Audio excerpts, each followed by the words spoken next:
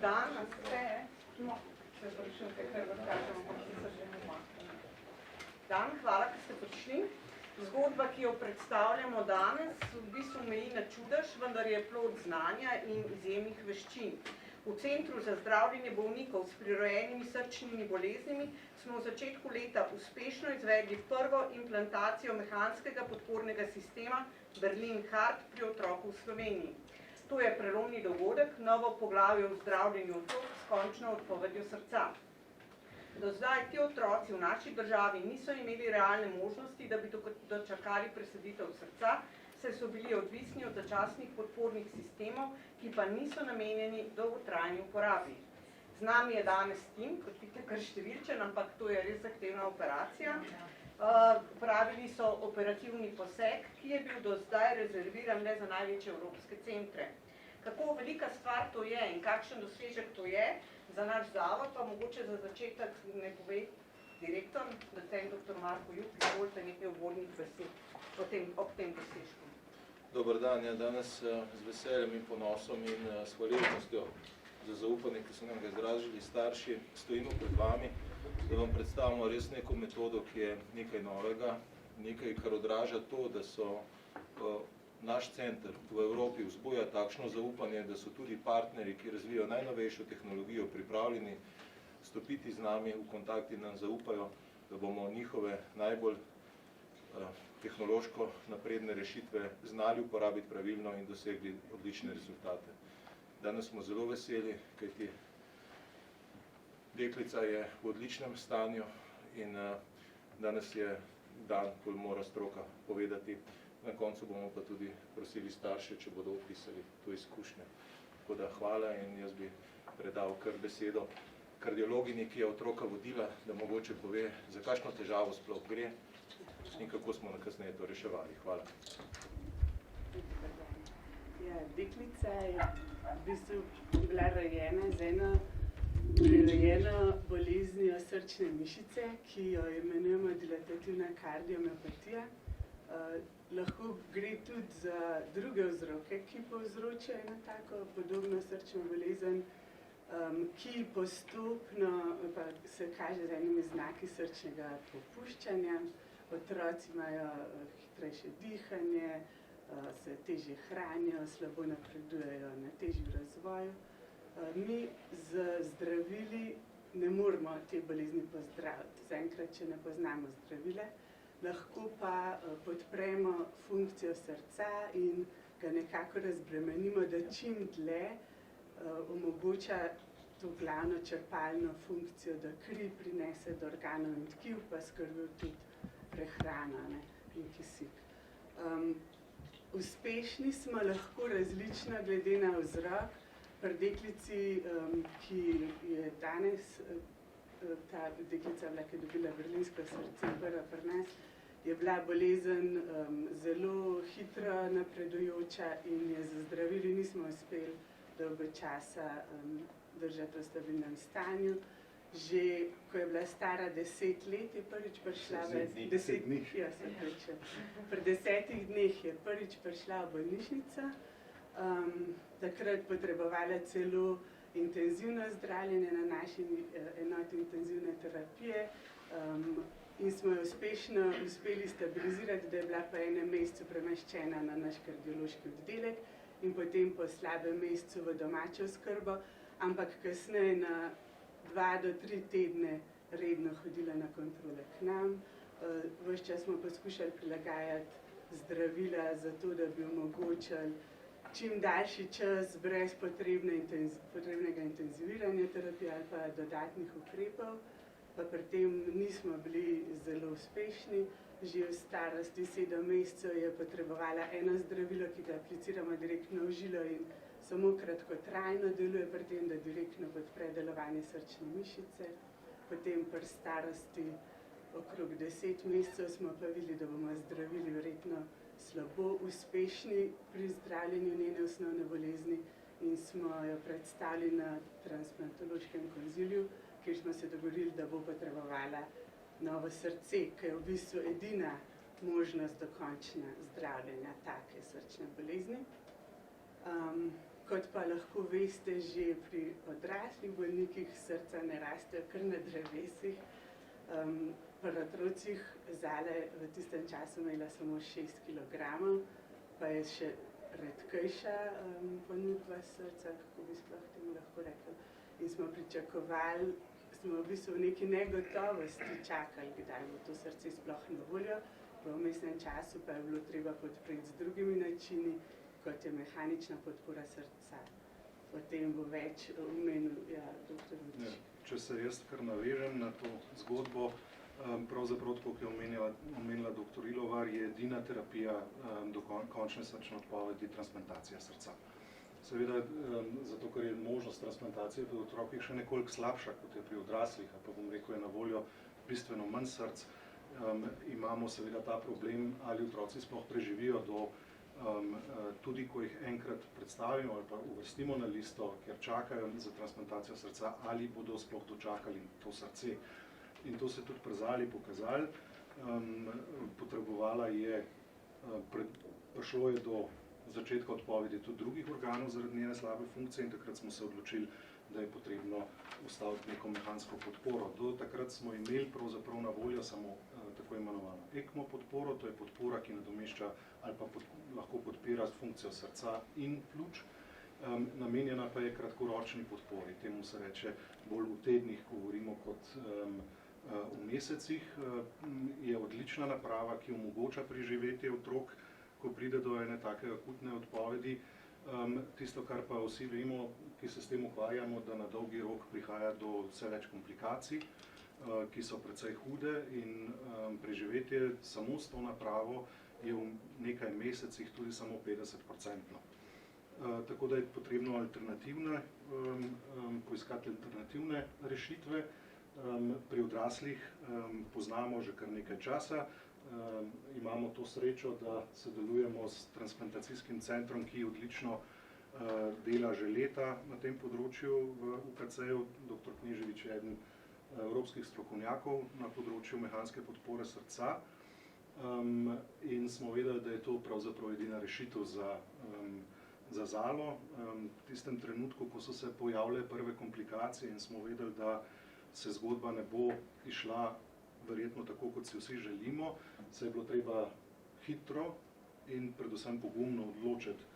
Ne pogumno z naše strani toliko, pa tudi na nek način, ker uvesti neko novo zdravljenje ni enostavno, predvsem tudi starši, da so šli na to pot z nami, kljub temu, da smo jim jasno in glasno tudi povedali, da v Sloveniji tega sistema še nismo implantirali.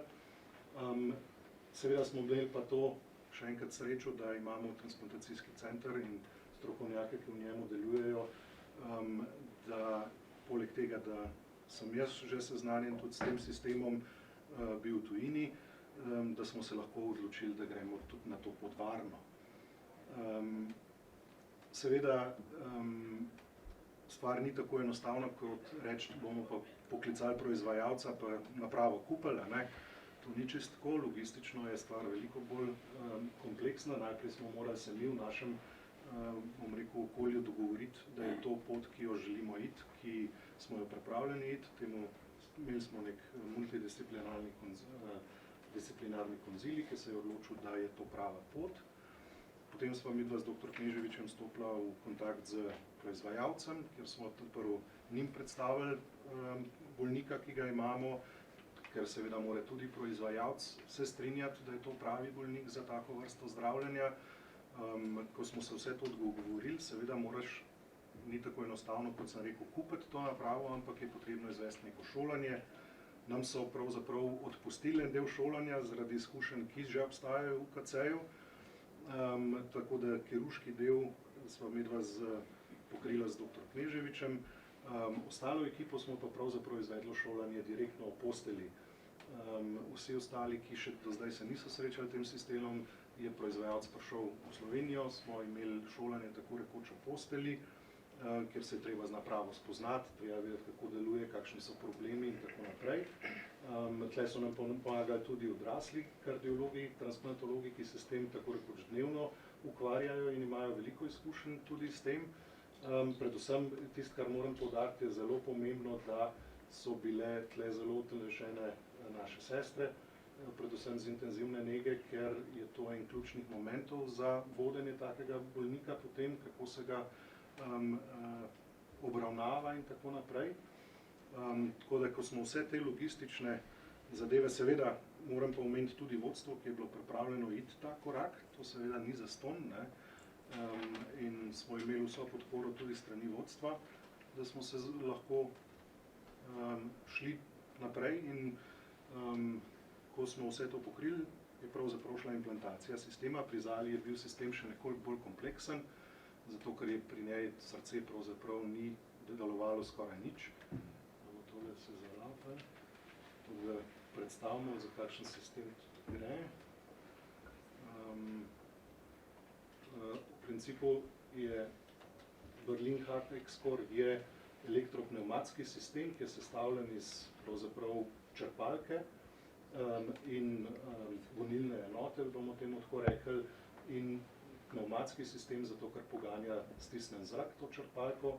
Črpalka je pravzaprav tisto, kar vidite tam zunaj telesa in je s cevkami, kanilami, jim rečemo, povezana z velikimi žilami in srcem.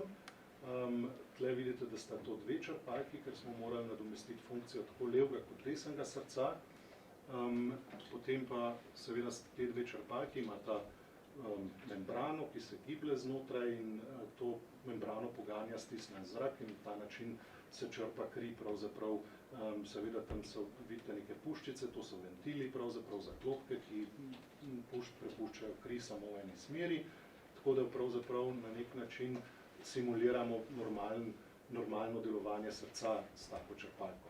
Ima tudi še eno enoto, ki je rečemo gonilna enota, ki je ob postelji bolnika, je precej majhna. V primerjavi s tem, kar je nekoč to bilo, včasih so bili to pralni stroji, danes je to en malo večji nahrbtnik. To je v bistvu gonilna enota, ki stoji v bolniku. Kako pa stvar deluje? Mislim, da imamo en kratek filmček. Mogoče, da bo tole. Takole deluje enota, ko je priklopljena. Vidite se, da se ta membrana giblje in na ta način pravzaprav črpa kri po telesu. Še enkrat, da vidite, kako to izgleda. Tisto, kar so velike prednosti te naprave, kot smo rekli, je to, da jo lahko uporabljamo dolgoročno. Najdlje so bile ustavljene tudi po 2 leti. Nekateri otroci to dobijo tudi samo za premestitev, kjer se lahko funkcija srca celo popravi in takrat to enostavno odstranimo, drugače pa največkrat v 70% primerov gre za premostitveni čas do transplantacije. Pri otroški transplantaciji se je treba zavedati, da je povprečen čakalni čas več kot 6 mesecev, predvsem pri majhnih otrocih več kot 1 leto in v tem času seveda brez ene take naprave ne bi otroci preživeli, po drugi strani pa lahko pri uporabi take naprave otroke celo zbudimo. Otroci lahko, tisti, ki hodijo, celo hodijo s tako napravo okrog, drugače te manjši jih pač vozimo, ker se ta zadeva priklopi na, ali pa bom rekel, ta gonilna enota postavi enostavno na voziček, otrok je aktiven, lahko tudi raste, kar je za otroka zelo pomembno, kar je predvsem pomembno tudi za transplantacijo. Če je otrok v dobrem stanju, je uspeh transplantacije bistveno boljši, kot če je otrok v slabem stanju. Imeli smo lahko še eno stvar na kratko, zakaj je ta zgodba še toliko bolj čudežna, je to, da smo relativno hitro potem pa le dobili ponudbo za srce za Zalo, celo izven območja Eurotransplanta, kjer smo člani, takrat smo imeli, bom rekel, na nek način srečo, da ni bilo prejemnikov prav veliko, ki so bili tako majhni in smo to srce tudi sprejeli in transplantacija je potekala tudi zelo uspešno in vemo, da je Zala zdaj že skoraj pol leta doma. Hvala lepa. Zdaj pa prosim docent Kneževiča, on pri nas vodi transplantacije in tudi skrbi, da smo tako uspešni in ima tudi pogum, da uvajamo vse te nove zadeve. Izvolite. Ja, najlepša hvala, spoštovani predstavniki medijev. Zdaj jaz bom mogoče samo malo rezumiral, slišali ste itak večinoma vse in moram, to, kar vidite tukaj, je samo en majhen delček tima, ki se ukvarja z to dejavnostjo in je pripravljen zares v vsakem trenutku 24/7, vsaj 12 mesecev v letu priti in pomagati nekomu, ki ga ne pozna.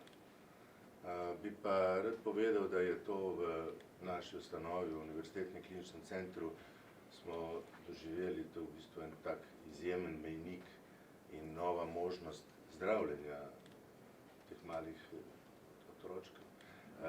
Kot je že prej dr. Vodiškar povedal, to ni samo premostitev do presaditve, pri nekaterih bo to tudi lahko premostitev do izboljšanja in praktično ozdravljanja funkcije srca, res da ne v zelo visokem odstotku, vendar je nova možnost, ki se ponuja našim bolnikom, ki je do zdaj niso imeli. To samo da povem, da smo prvič, kot ste slišali, smo ustavili neko dolgotrajno mehansko podporo obema prekatoma pri enem takem manj kot 1 leto in 6 kil starem dojenčku, kateri je trpel zaradi končne srčne odpovedi. Ta naprava je v bistvu otroku dobesedno podarila čas, ta dragoceni čas, da lahko dočaka presaditev srca. In zahvaljujoč izjemnem sodelovanju naših strokovnjakov in neomajani skrbi za najmlajše, danes ta otrok okreva z novim srcem in novo priložnostjo za življenje. Gre za mejnik, ki ne pomeni le napredka v medicini, temveč tudi zmago človečnosti, znanja in upanja. Hvala lepa. Kot ste že povedali, seveda nekaj izjemnega pomena. Mislim, da ste se odločili, da bo govorila Marina Lukić, ste vi, a ne?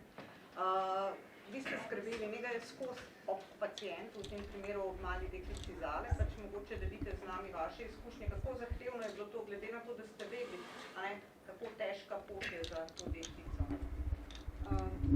Pozdravljeni. Ja, v bistvu res je, kar malo smo se bali tega, ne? To je pač nekaj novega, nepoznanega in mogli smo se nekako pripraviti, v bistvu smo kar nekako potiho upali, da bo mogoče pa nekje prišlo v srce pred samo črpalko, ampak smo se res dobro pripravili. Kot smo že rekli, mi smo res dobro ekipo, zelo so nam pomagali, vsako stvar so nam obrazložili, bili so zraven 24 ur, tako da nismo bile same in mislim, da je tukaj bila ena taka, res ena tako dobro timsko delo, tako zgledno, tako bom rekla. Hvala lepa, hvala za skrb. Zdaj pa gremo k mami. Za mamo je bila to najbrž velika preizkušnja in tudi še je. In zdaj, če lahko delite z nami misli, kako ste se spopadali z njo, kako smo šli do končne čas.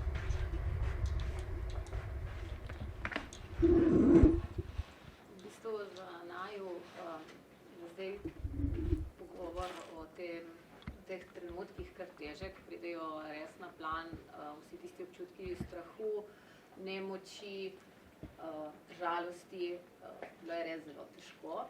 Ampak prav zato smo danes tukaj, ni nama lahko, ampak smo tukaj, ker želijo še enkrat se res zahvaliti vsem tem ljudem, ki so takrat in nekateri so še danes del naše zgodbe in so pomagali naši Zali.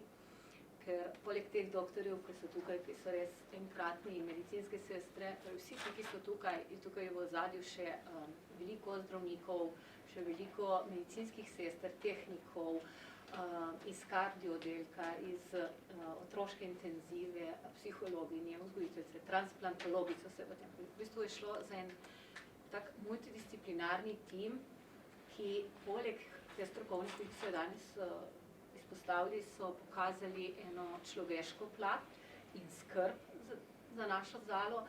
In jaz mislim, v bistvu oba se strinjava, da je prav to prevagalo, da smo potem v tistih težkih trenutkih zaupali tem ljudem in sledili njihovim odločitvam, kar ni lahko, ker to so res veliki dvomi, velike žalosti, velika žalost prisotna. In hvala temu, da smo to naredili, ker danes imamo eno razigrano malčico doma in res bi poudarila, da cela naša družina izraža res eno hvaležnost in eno spoštovanje do vseh teh ljudi, ki smo imeli na te, ki so tukaj in te, ki so še vedno z našo Zlalo, ker naša Zlala bo pač del te družine verjetno še zelo dolgo, oziroma vsaj mislim, da zavedno. No.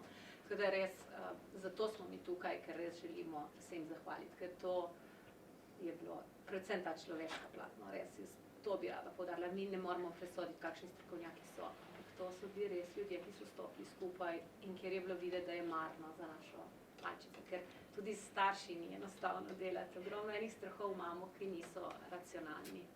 Tako, ampak so bili pripravljeni nas poslušati in nekako upoštevati tisto, kar je bilo za upoštevati in stopiti na pravo pot takrat, ko je bilo treba. Hvala vam, res hvala. Hvala vam. Pa srečno so, da bom pa znali. Pa če ima kakšno vprašanje, kdo izvolite.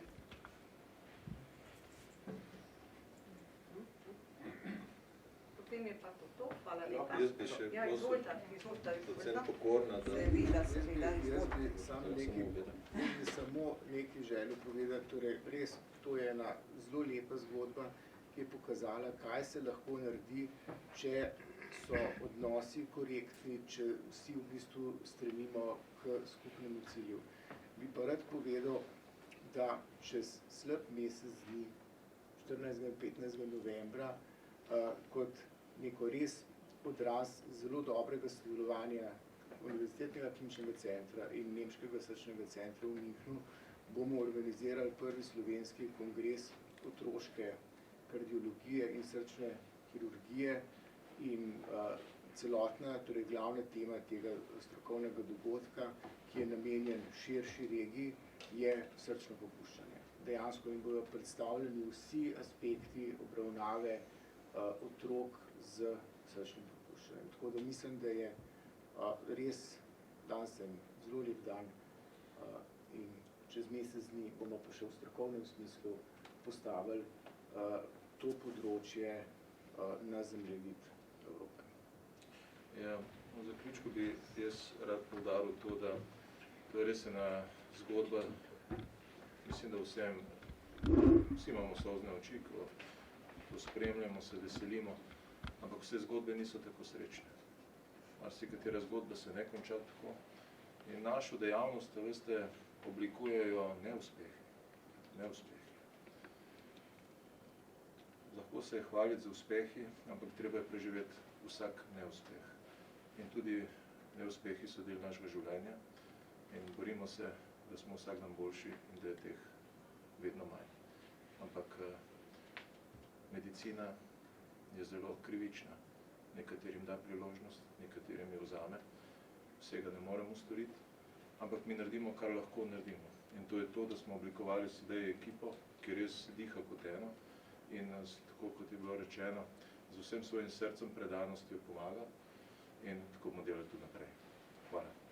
Lahko jaz samo še nekaj dodam, se opravičujem. Jaz bi rad samo še to dodal, glede na to, da že kar nekaj let delam v tujini, imam precej izkušenj, bom rekel, tudi z področja otroške srčne kirurgije. Rad bi poudaril predvsem to, da to ni majhen dosežek v evropskem smislu.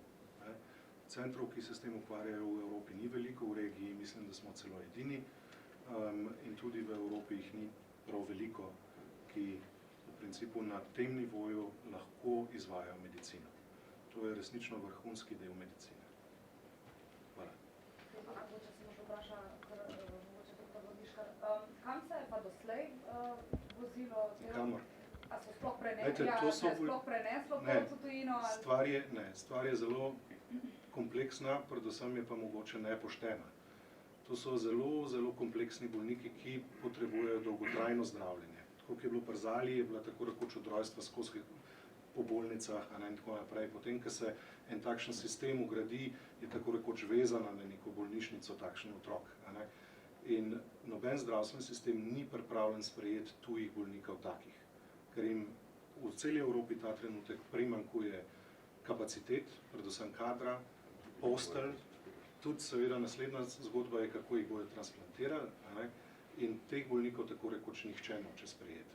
Zato smo tako rekoč tisto, kar mi nudimo bolnikom, našim bolnikom, na nek način končno postavljen na svoje mesto, ker tega zdravljenja pravzaprav v tujini ne moreš dobiti, ker jih nihče ne bo sprejel. Enostavno je to preveliko breme za tuji zdravstveni sistem. Otrok umre, skratka. Ja, ena deklica je bila pred 7 leti, ki je bila kot zadnja na Dunaj premeščena. V zadnjih letih pa res nič več niso to odpravili. Tudi vedno več je prepoznanih teh prirojenih bolezni, a ne, da vemo, otroci več preživijo, možnosti zdravljenja so boljše in zato je teh bolnikov pravzaprav po celem svetu več. Ker tudi pride do končne srčne odpovedi. Ja, čist po točnih številkah vam ne upam povedati, ampak recimo letno mogoče obravnavamo 5 otrok novih s dilatativno kardiomiopatijo, ki pa so tudi različni klinični poteki glede na vzrok, pa tudi samo vrsto mutacije obstajajo bolj progresivne, se pravi, ker hitreje napredujejo do končne srčne odpovedi, pa tudi nekatere, ki so blažje oblike kardiomiopatije, ki jih uspešno nekako uspemo držati srce na taki funkciji, da lahko otroci funkcionirajo. Ni torej, da vsi potrebujejo tako, ne? Najverjetnejše pa vse, mislim, tako po študijah je najslabša prognoza pri otrocih, ki so diagnosticirani pred 1. letom, ki imajo eno genetsko dilatativno kardiomiopatijo. Ti otroci v 40% potrebujejo novo srce v 2 letih po diagnozi. Ja, tako da je vseeno, ko se prvič soočaš s tem, staršu razložiš, ne vemo, kako bo šlo, pri Zali je res šlo zelo, zelo neugodno klinično. Smo bili mi v veliki stiski, no, tudi kot kardiolog, ko vidiš, da maksimalno, kar lahko narediš, ne deluje več. Je zelo dobro vedeti, da imaš eno tako možnost, kot je berlinsko srce, čeprav ni idealna. Tudi je veliko enih možnih zapletov, ki vplivajo tudi potem na kvaliteto življenja kasneje, ne? Ampak je vredno poskusiti čez drugimi stvarmi naprej. In da imamo to možnost v Sloveniji, nas razbremenjuje. No? Hvala lepa vsem in se vidimo naslednjič. Hvala.